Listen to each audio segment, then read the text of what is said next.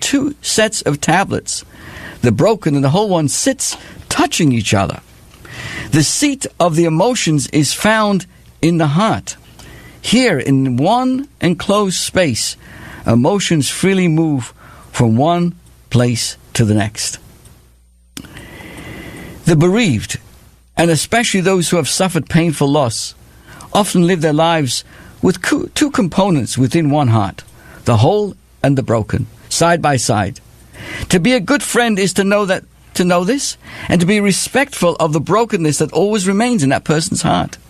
To be a good friend, one needs to accept and be sensitive to this new reality, even if this means accepting this painful truth. A friend never says or never asks, "Are you over things yet?" Or should never ever say, "It would be best for you to move on." Instead, a true sensitive person and good friend says, "What do you need most today?" Or says, "I will always be with you." The most important thing we can do as friends, as family, and as a community is to surround the bereaved with the warmth and love and not pity. We need to show that we care, not only in the weeks and months following the loss, but continuously, even years later. We can help mend fractured hearts when we stay sensitive to those that need our empathy and support. This is how we help to bring wholeness, shleimus, to the world with so many broken shards. The Hasidic Rebbe, Rabbi Nachum Mendel of Kotsk, would always say, "There's nothing more whole than a broken heart." What does this enigmatic statement mean? The heart can be patched after one confronts his brokenness and acknowledges his vulnerability. With great strength and resilience, those who are broken still find strength to lead more fulfilling and meaningful lives. Many people have admiringly found the faith and the willpower from within, and with the support of those around them, to accomplish and create great things.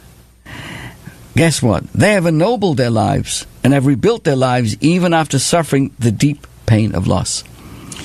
Of course, this is a testament to the valiant spirit that is endowed in each and every one of us.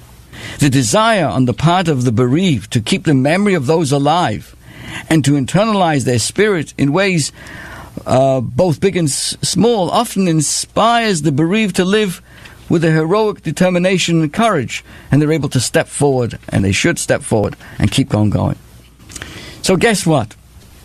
On a day like this, when we remember how Moses smashed the tablets, but they were put together with the second set of tablets, reminds us that God cradles the broken tablets side by side, with the whole ones where? In the holiest place in our tradition, in the Holy Ark.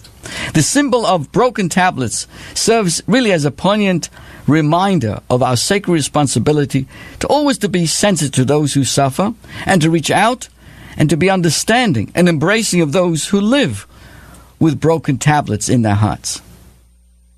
What happened? After Moses smashes the tablets, he picks up each precious piece of those tablets. He collected every shard, and he lovingly placed each piece in the Holy Ark, conveying a message that guides the Jewish heart for all time, and really for all of us at all times.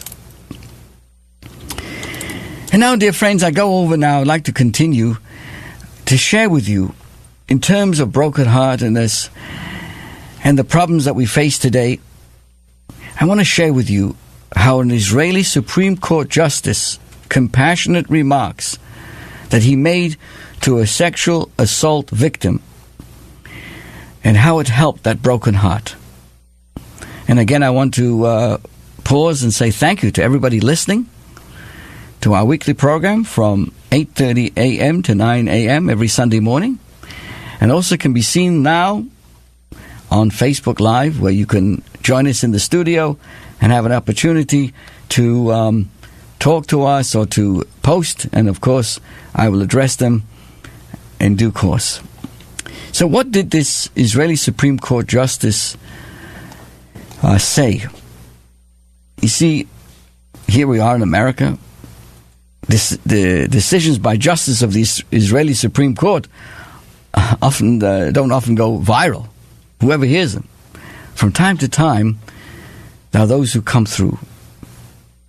But in this case, we're talking about a very moving, humane remarks made by Justice Yitzhak Amit in a recent decision that went far beyond the usual decision in the court of those there, but reached out all over the world, not only the law students and other court watchers, and stating what should be obvious, that that's all it takes, is to say what is right, especially when you're speaking to someone with a broken heart. It was last week, I believe, in Israel, that the court rejected an appeal by an adult man who had been found guilty by the Jerusalem District Court of committing serious sexual offenses against his 12-year-old sister-in-law. In the closing passages of his decision, Amit, the judge, took the unusual step of directly addressing the young plaintiff. And he said, "Before concluding, and in view of the nature of the arguments that were heard from the direction of the appellant, I choose to address you, the plaintiff herself." What did the judge say? He continued, "As judges, we unfortunately hear a large number of cases belonging to the category of sexual offenses in the family. You showed courage and daring when you took the stand for a difficult and unpleasant cross-examination. You did so because the people around you permitted your testimony, since they knew that you are strong and intelligent and capable of testifying. By law, those under the age of 14 may be exempted from testifying in court. I'm not sure how it is in America. From experience, we can tell you with certainty and clarity, you are the victim and the appellant is the offender." Concluding his remarks, the judge Amit sought to reassure the victim that she had done nothing wrong. There's no reason for you to assume a pinch, not even an ounce, of guilt or shame. You are as guilty as someone who was robbed by a robber or someone whose wallet was stolen by a pickpocket. There's no reason for you to bear a burden of guilt or shame or embarrassment or feeling that you've complicated your family. The entire burden must be on the shoulders of the appellant, who harmed you and manipulated you and took advantage of you. In his own words, of the age gap between you and of the trust you and your entire family had in him. Luckily, you have a supportive family, parents, brothers and sisters, all of whom want the best for you. We hope that you will be able to see in this decision the final chapter of the story that you were caught in only because you were there. And as someone who has already demonstrated great strength, we hope and believe that you will be able to look ahead and move on. The judge Amit, though considered a judicial moderate, is known for his non-traditional demeanor. And I found out that in the year 2024, he is due to assume the mantle of Chief Justice of Israel. That position will only train him more of a spotlight with his much-needed humanitarian brand of jurisprudence. Israeli courts, like most courts around the world, have not always been known for treating victims of sexual assault with dignity. Even when they do, the language like that of Amit is all too rare. In addressing the unnamed victim, of course, this judge, his common sense and his words have done something to correct that course, as they implicitly address all victims of sexual assault. Of course, the vast majority of them are unknown to the public. And so during this time, let us know that during these 3 weeks, that includes fasting and lamentations, there's much more to it. Our sages tell us that those who mourn the destruction of Jerusalem and participate in what these 3 weeks represent, not only the fasting, but also more importantly, as the Lubavitcher Rebbe emphasized, that during these 3 weeks, of course we fast, but also we study how the temple was built. We will become well acquainted and knowledgeable in how the third temple would look, and study these things. Because our sages tell us that those who mourn the destruction, really feel the loss of the temple, will merit seeing it rebuilt with the coming of Mashiach. May that day come soon, and then all the mournful dates on the calendars will be transformed into days of tremendous joy and happiness. And allow me to conclude with a short story. A story that is very, very beautiful. The story is told about two children from the same family. One is always very pessimistic and one is very optimistic. And they're just two. One is just, everything is negative is such a pessimist. And the other one is like a little bit too optimistic.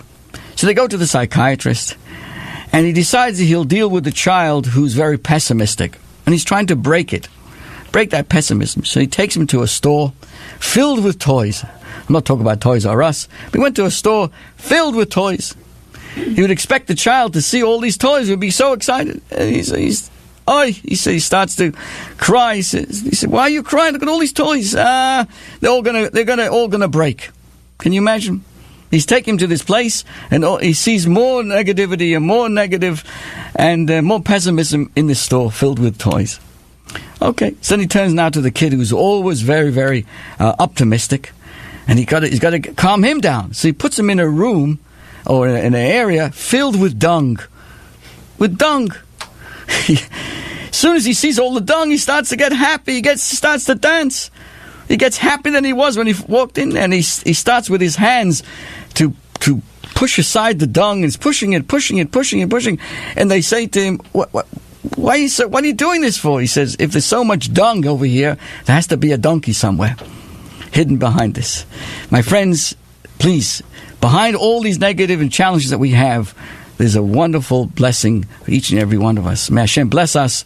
May we surely, truly, very truthfully and very sincerely see that all these mournful days on the calendar will be transformed into days of tremendous joy and happiness with the blessings to everybody. Thank you. Have a great week.